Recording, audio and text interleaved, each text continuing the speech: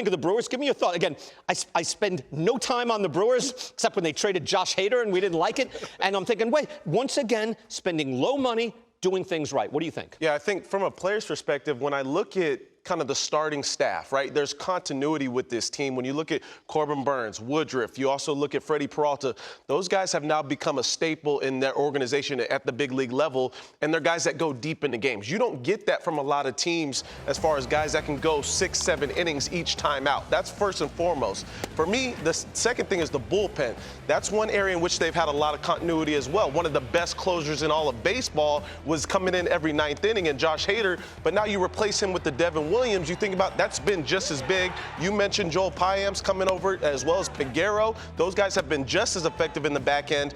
So to supplement the offense that hasn't been great, you've had extraordinary pitching, and that's one thing that can take you extremely far. Yeah, I don't think they get enough credit. They made a run in the NLCS a few years back, Bo, but they haven't won it all, so we just kind of dismiss them. But I think they're better than a lot of people think. Yes, well, the Milwaukee Brewers, they know who they are. When you look at the organization, a lot of times teams take on the characteristic of their manager. And when you look at Craig Counsell, he's been the constant there in his 8th full season. I'm going to give them what I call the 3 E's in which this organization is great in. We talk about Counsell as the manager. They have David Stearns leading the baseball operations, but the coaching staff is where they are really making this team great. They have consistency in their coaching staff, and when you start to look at the number of players that have come in and out of this organization, even looking at their current roster, they have 8 homegrown players, they have 6 free agents, and 14 players that were acquired via trade. When you think about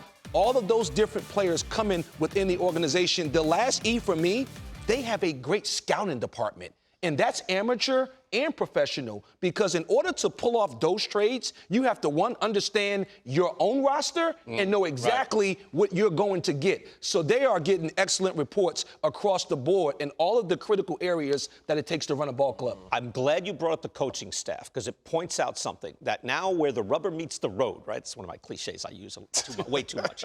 But where it's at, where the war is now being waged, is getting the information from the baseball ops down to the field. And the Brewers, there's the coaching staff again. The Brewers are not some little backwater club. They're highly advanced. Speak to that, Bo. Where they have pitching labs. They focus on what they do. They have high-level analytics, yet they're still very baseball-y. This is why they're excelling. Yes, because everybody has information. When you start to look at our game, it's a copycat league. So the information in every organization is readily available. It's the people that you have in place that's delivering that information to your players that put them in position to use the information to play fast and effectively. Yeah, absolutely. As a player, there has to be that communication that, okay, it's trustworthy, right? These guys, most of these guys have played the game at the highest level. So you think about being able to communicate that as well. That's huge. Another thing, too, for me is there's such a blend between athleticism in this organization. That's one thing that sticks out to me is now you're seeing these teams that don't necessarily pay the big dollar for the free agent.